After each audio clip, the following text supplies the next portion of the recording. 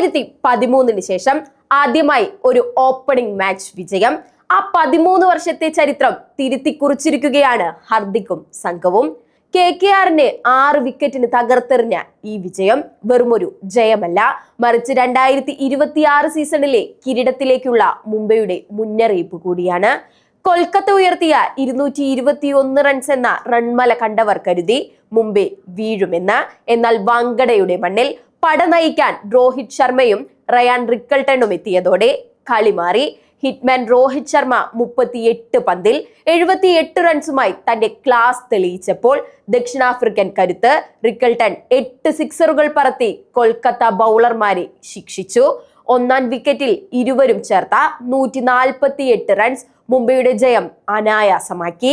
KKRനു വേണ്ടി രഹാനെയും രഘുവംശിയും അർദ്ധ സെഞ്ചുറികൾ നേടി പൊരുതിയെങ്കിലും മുംബൈയുടെ ബാറ്റിംഗ് കരുത്തിനു മുന്നിൽ അതൊന്നും മതിയാകുമായിരുന്നില്ല.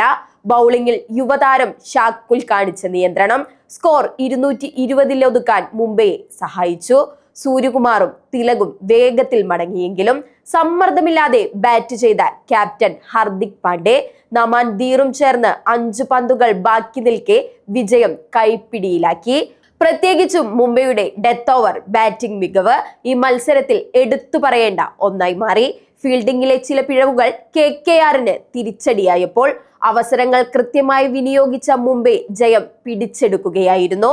ടൂർണമെന്റിന്റെ തുടക്കത്തിൽ തന്നെ ഇത്രയും ഉയർന്ന സ്കോർ മറികടന്നത് IPL 2026 വലിയ മാറ്റങ്ങൾക്ക് വഴിതെളിക്കും. ഹാർദിക് പാണ്ഡ്യയുടെ ക്യാപ്റ്റൻസിക്ക് കീഴിൽ ടീം കെട്ടുറപ്പുള്ള പ്രകടനമാണ് പുറത്തെടുക്കുന്നത്. വരാനിരിക്കുന്ന മത്സരങ്ങളിൽ ഈ ഫോം നിലനിർത്താൻ സാധിച്ചാൽ മുംബൈക്ക് തങ്ങളുടെ 6ാം കിരീടത്തിലേക്കുള്ള ദൂരം കുറയ്ക്കാൻ സാധിക്കും. ആദ്യ മത്സരത്തിലെ തോൽവി എന്ന പതിവ് രീതി മാറ്റിക്കൊണ്ട് ഒരു ചാമ്പ്യൻ ടീമിനെ പോലെ മുംബൈ തുടങ്ങിയിരിക്കുന്നു.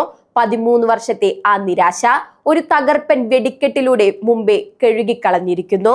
ഈ ആവേശം വരും മത്സരങ്ങളിലും തുടരുമെന്ന് തന്നെയാണ് ആരാധകരുടെ പ്രതീക്ഷ. ഇനി ലക്ഷ്യം 6ാം കിരീടം മാത്രം.